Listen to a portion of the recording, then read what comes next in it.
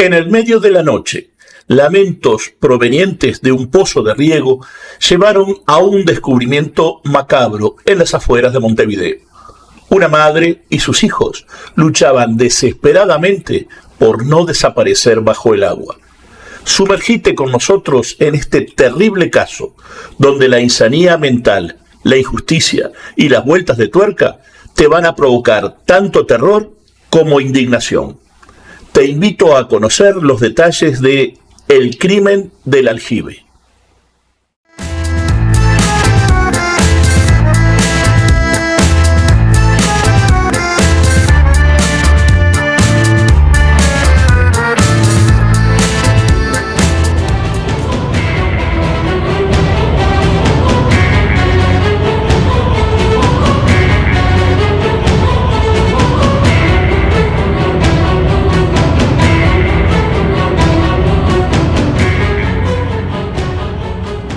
El hecho ocurrió en la quinta Villa Teresita, ubicada en el kilómetro 22.500 de la ruta 101, en las cercanías del aeropuerto de Carrasco, zona conocida como Colonia Nicolich. Eran aproximadamente las 10 de la noche del sábado 31 de marzo de 1973, cuando un joven de 18 años, de nombre Juan Pereira, quien se desplazaba en bicicleta por la carretera, oyó, al pasar frente a la quinta, un lamento que provenía de un pozo utilizado para riego. Creyó que era algo así como un llanto de gatitos, por lo que, llevado por la curiosidad, se bajó del birrodado y se aproximó al pozo. Tremenda sorpresa se llevó cuando en el fondo vio manos y cabezas que desesperadamente trataban de mantenerse a flote. Los pedidos de socorro eran desgarradores. Debido a la profundidad del pozo, 28 metros, y a encontrarse solo, no tenía este joven posibilidades de prestar ayuda, por lo que, desesperado, gritó al interior que iba en busca de ayuda. Preso de grandes nervios y angustia, pedaleó con todas sus fuerzas hasta un cuartelillo de bomberos, donde alertó de lo que había visto. De inmediato, efectivos se dirigieron al lugar para iniciar el rescate. 2 de ellos bajaron al pozo y se encontraron con una mujer adulta y 2 niños, un varón y una niña, que imploraban ayuda. Procedieron a sacar primero a la mujer y al varón, ya que la niña tenía una severa lesión en la pelvis y no podían moverla sin tomar precauciones para no agravar su condición. Un bombero permaneció en el pozo junto a la niña hasta que fue bajada a una camilla en la que ésta fue inmovilizada. Se trataba de una niña de apenas 8 años de edad. Ya con la luz del día siguiente, los bomberos hallaron los cuerpos de otros 2 niños, de 3 y 5 años, ahogados en el interior del pozo. La mujer adulta rescatada era Esther González de Torterolo, de 27 años, madre de los 4 niños, Carlos de 9 y Teresa de 8, que fueron rescatados también con vida, Miguel Ángel de 5 y Marisol de 3, que fallecieron ahogados.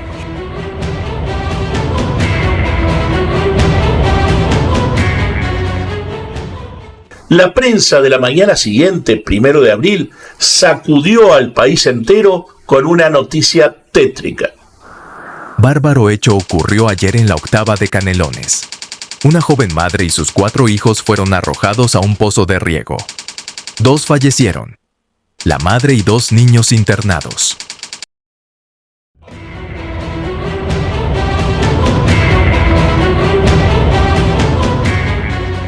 La policía enfrentaba un dilema aparentemente insuperable.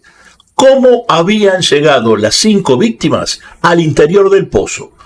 No existían testigos que pudiesen brindar información que permitiera aclarar qué era lo que había sucedido.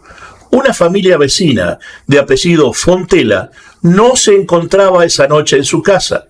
El esposo de la mujer y padre de los 4 niños, Carlos Torterolo, se encontraba en un bar de las proximidades, jugando al billar, cosa que solía hacer cada sábado hasta bien entrada la madrugada. La policía de Canelones se enfocó entonces sobre Pablo Urbano Hernández Jara, de 45 años, un peón de la quinta, quien junto a su esposa habitaban una casilla precaria en un terreno cercano. Hernández Jara era una persona humilde, casi analfabeta y de aparente poca inteligencia, cuyas facciones coincidían no con las descritas por testigos, ya dijimos que no hubo, sino con las del perfil detallado por un criminólogo italiano de nombre Cesare Lombroso, quien en el siglo XIX había establecido las características morfológicas del delincuente nato. Lombroso, influenciado por teorías pseudocientíficas como la frenología y el darwinismo social, argumentaba que ciertos individuos nacían predispuestos al crimen debido a características biológicas. Él identificaba rasgos físicos específicos como cráneos asimétricos, mandíbulas prominentes y frente hundida, lo que, según su criterio, indicaban una predisposición innata al comportamiento delictivo. El criminal nato no es un nombre común. Le definen determinadas características morfológicas y psíquicas. Algunas de ellas son menor capacidad craneal, gran impulsividad, insensibilidad moral, frente hundida, etc. Hernández Jara tenía la mala fortuna de coincidir con parte de esa descripción. La teoría de Lombroso tuvo un impacto significativo en los inicios de la criminología, pero ya en la época de este suceso había sido ampliamente descartada debido a su falta de rigor científico y a su base en prejuicios, lo que no habla nada bien de los ocasionales investigadores.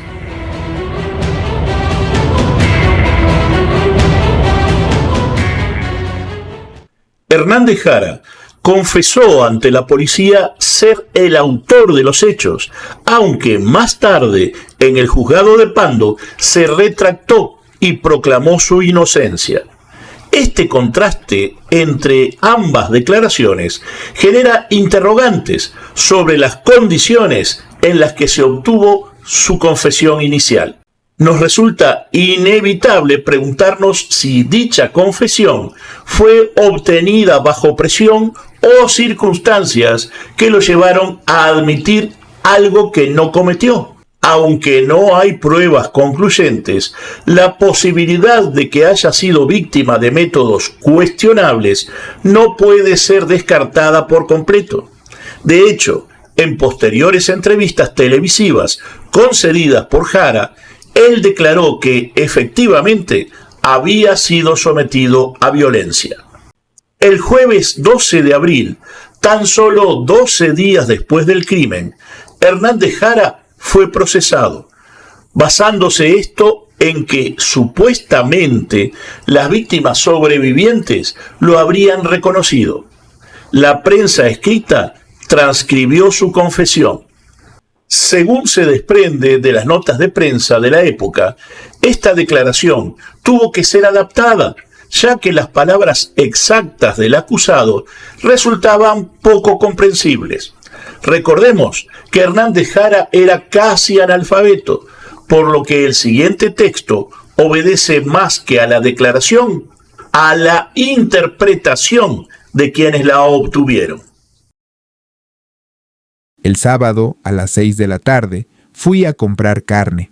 Al regresar a mi casa no se hallaba mi compañera porque había concurrido a una ceremonia de culto religioso.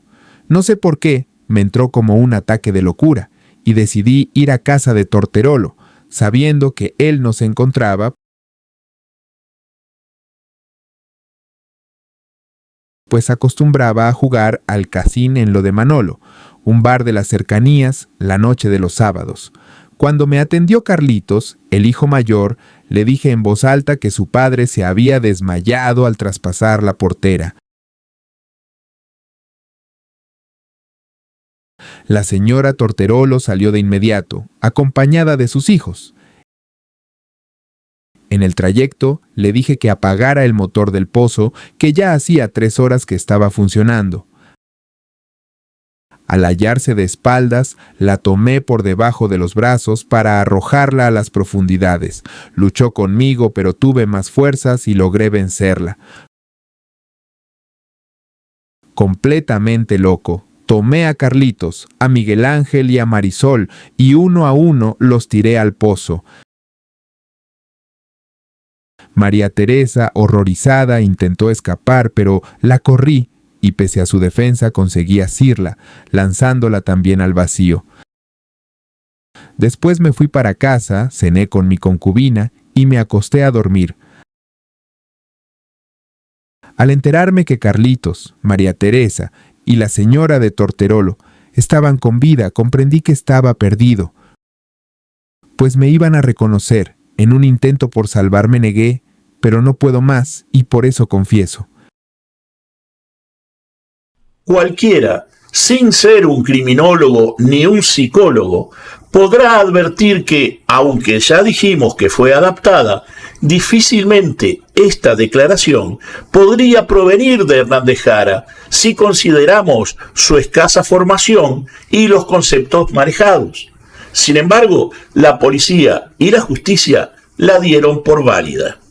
De nada valió que la concubina de Hernández Jara asegurara que éste se encontraba con ella participando en un culto evangelista en el momento del crimen. La suerte de Hernández Jara ya estaba decidida.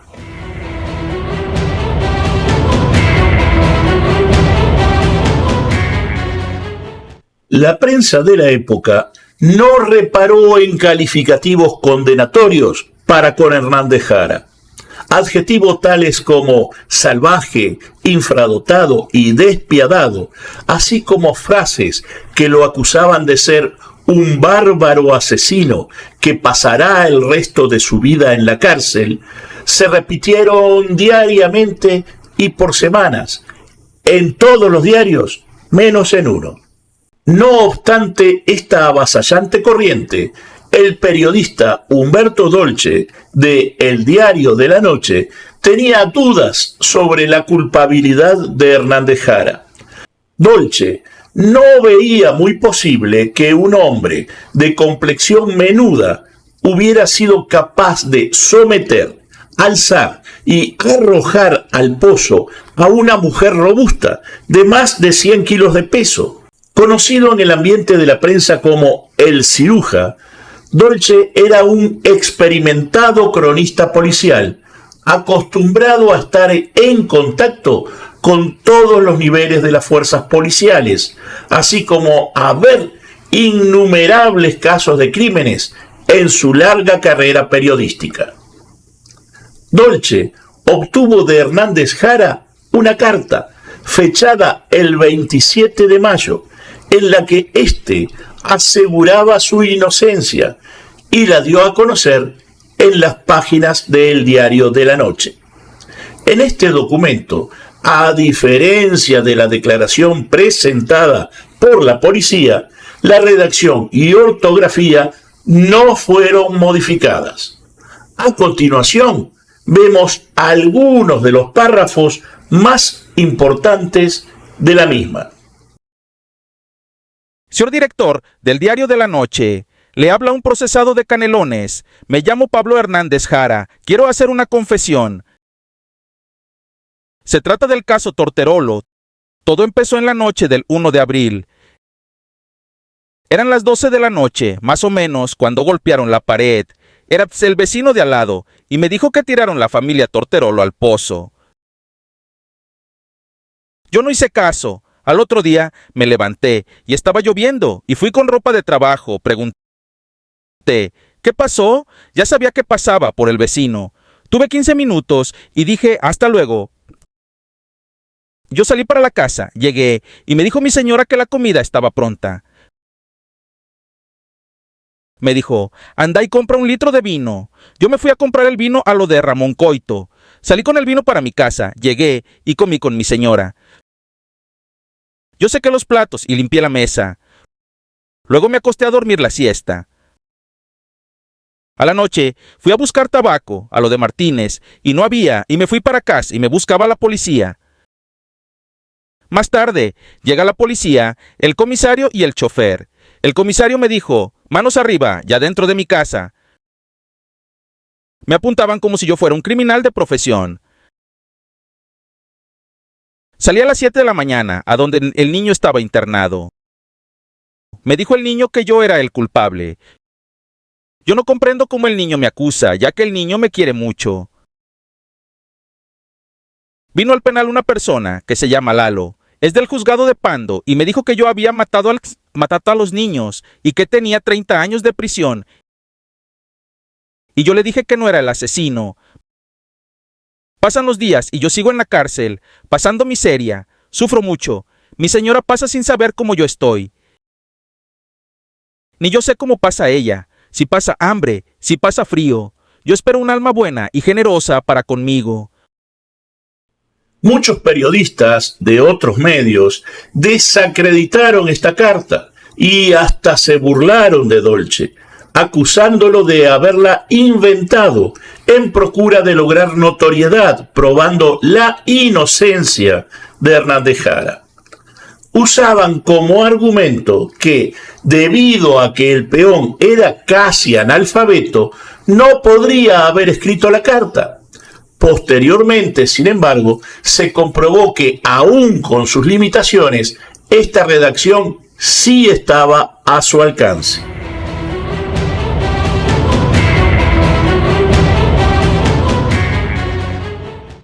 El caso estaba a cargo del juez letrado de Pando, doctor Julio César Borges, quien comenzó a tener ciertas dudas respecto de la supuesta actuación de Hernández. Para Borges, no era claro que el acusado hubiese podido arrojar a los niños y a la madre al pozo sin ayuda. Por otro lado, no encontraba cuál podría haber sido el móvil del crimen. Hernández Jara fue llevado al Hospital Vilar de Bo, donde se le practicaron exámenes para determinar su imputabilidad, lo que arrojó resultado positivo.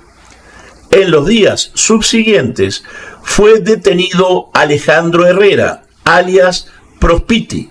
Este había trabajado en la quinta, siendo despedido por Torterolo, razón por la cual se decía que buscaba venganza.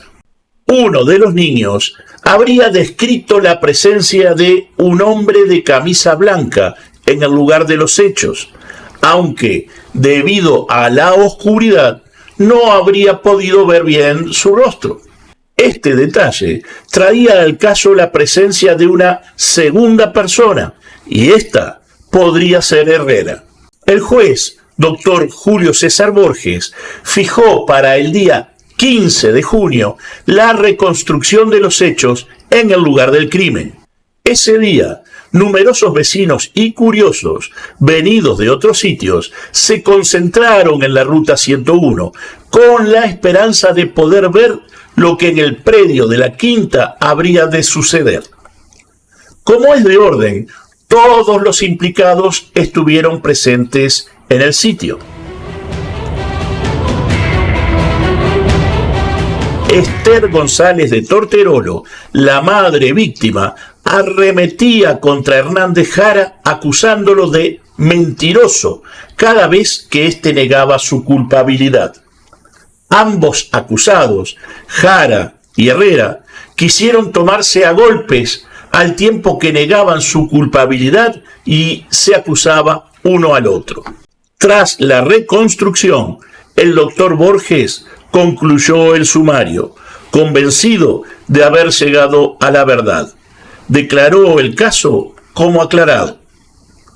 Por tal motivo, ratificó el procesamiento de Hernández Jara como autor, endilgándole el móvil de insanía sexual y a Alejandro Herrera como cómplice. La prensa, una vez más, adjetivó a los acusados y celebró su procesamiento. Mientras que la mañana titulaba definitivo, Hernández, Jara y Herrera son los asesinos, otros medios gritaban, procesaron a los monstruos.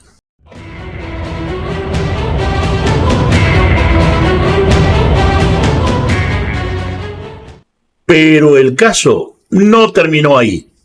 Aunque en primera instancia así fue, la auténtica insanía mental de alguien que estaba lejos de toda sospecha quedó develada con una sola frase que dio vuelta a la historia. Esto está detallado en el libro que María Teresa Torterolo, una de los dos hermanos sobrevivientes, publicó en 2017 en los Estados Unidos, junto a la escritora María Rodríguez Sánchez.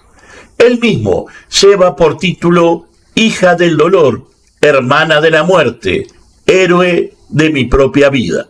Según narra la autora, la noche del sábado 31 de junio, su madre bañó y vistió a sus hijos con sus mejores ropas, para luego, bajo la promesa de salir de paseo, llevarlos junto al pozo, el cual se encontraba a unos 200 metros de su casa. Para llegar a ese punto, debían pasar junto a la casa de la familia Fontela, que, como ya dijimos, no se encontraba en ese momento.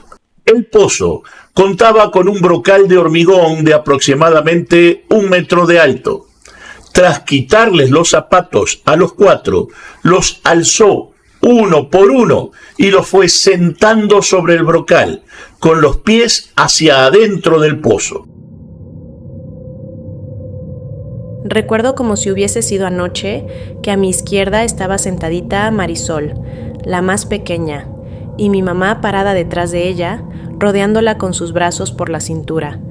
Yo tenía tanto miedo de caerme, pero me daba vergüenza o no sé qué, decirle que me quería bajar. Empecé a fingir que bostezaba y que tenía sueño, a ver si ella me bajaba de allí porque estaba aterrada. Todo sucedió en décimas de segundos. Me vi caer al vacío y delante de mí iba Marisol también cayendo hasta que nos tragó el agua. Dios mío, no vi caer a mis hermanos varones.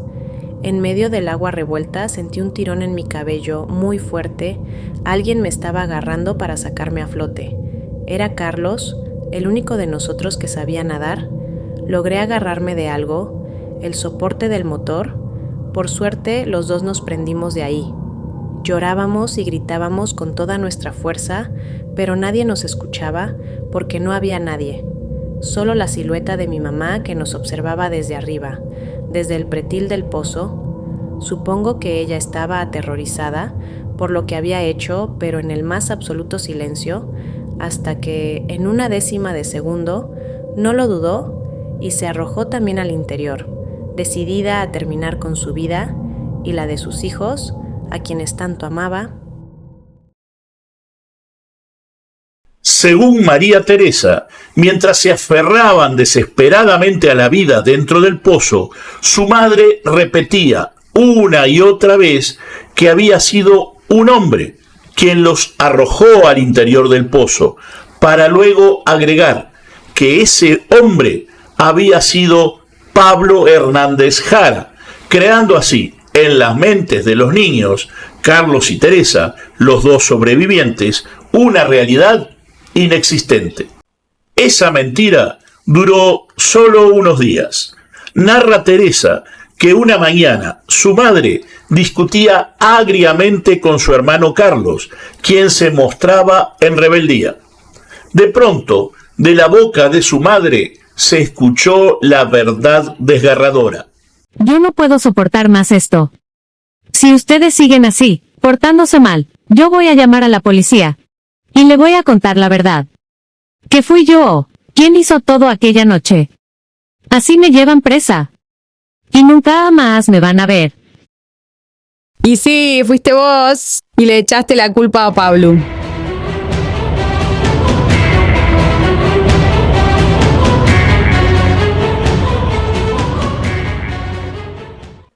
Narra Teresa que entonces Esther, su madre, propinó a Carlos un terrible cachetazo.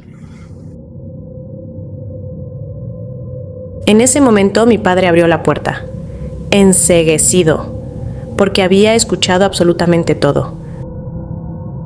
La tomó del cuello y la empujó contra la pared gritándole: «¿Qué hiciste, mujer? ¿Qué hiciste?». Todo pasó muy rápido. Al poco rato, mi casa estaba llena de patrulleros. Vecinos, todo el mundo llegó. A nosotros 4, en distintos vehículos, nos llevaron al juzgado nuevamente. Los 4 fueron entrevistados por separado durante horas. Como consecuencia, Esther fue procesada.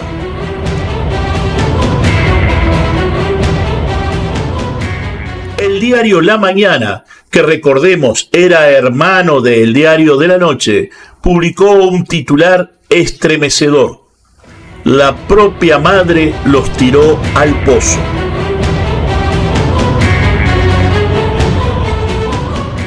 El 22 de junio se llevó a cabo una segunda reconstrucción de los hechos. En esta instancia se confirmó que la madre de los niños, Esther González de Torterolo, fue la verdadera autora de tal cruel acto. Sumida en una profunda depresión emocional y agobiada por deudas que consideraba irreversibles, sin esperanza alguna de futuro, tomó la trágica decisión de acabar con la vida de sus hijos y la suya propia. En la imagen que vemos en pantalla y que fuera publicada en su momento por el diario La Mañana, aparece Esther González junto al juez Julio César Borges, rodeados ambos por policías, mientras se llevaba a cabo la reconstrucción de los hechos.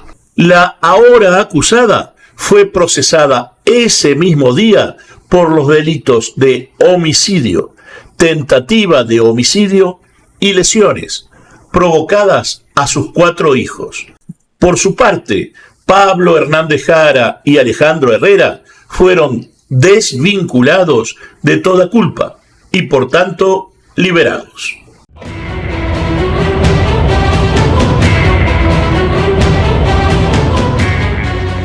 En su edición del 23 de junio, y ya con Pablo Hernández Jara en libertad, el Diario de la Noche, único medio que, de la mano de Dolce, abogó por la inocencia de este, tituló a toda página: «Y sí, señores, Jara inocente».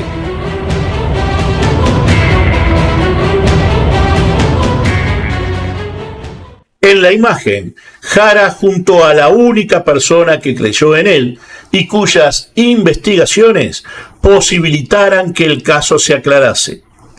El periodista Humberto Dolce, del Diario de la Noche, quien hasta hoy es recordado como el mejor cronista de policiales de la prensa nacional. Jara, al fin, pudo reencontrarse con su familia. En la imagen lo vemos abrazando a su madre de 99 años de edad. Según comentó María Teresa en una entrevista que concediera ya adulta a El País, Hernández Jara falleció unos años más tarde, víctima de un incendio que devoró su precaria vivienda, aquella casilla de lata próxima a la Quinta, donde ocurrieron los hechos. Esther González cumplió su condena en el Hospital Vilar de Bo, donde pasó recluida 7 años. Tras ser liberada, formó un nuevo hogar y volvió a ser madre. Pero su salud mental nunca logró componerse. El 26 de agosto de 1994 se suicidó pegándose un balazo.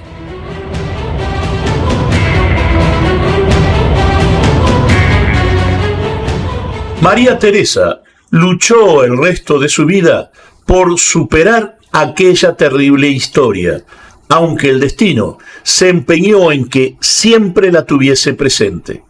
Su primer hijo nació un 31 de marzo, la misma fecha en que murieron ahogados sus dos hermanitos. Carlos, su hermano mayor y también sobreviviente, procuró del mismo modo enterrar aquellos hechos en el pasado, pero a diferencia de Teresa, nunca más habló públicamente de ello. En el año 2013, Teresa se encontró a través de Facebook con Rodolfo Fito Fontela, quien no era nada menos que hijo de la familia vecina, que la noche del crimen no se encontraban en su casa. Tras el reencuentro, los otrora compañeros de juegos infantiles se convirtieron en pareja.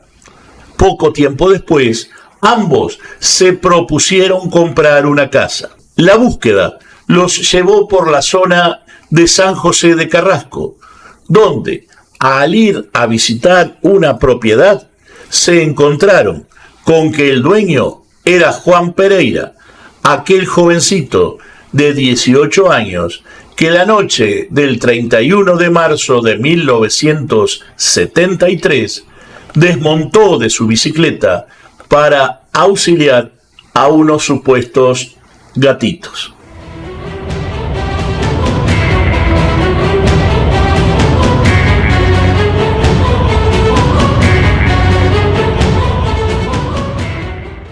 Y bien amigos, una vez más llegamos al final de una nueva historia que, como digo siempre, espero los haya atrapado tal como lo hizo conmigo. ¿Qué les ha parecido este nuevo video del canal Tú, Teclazo Uruguayo?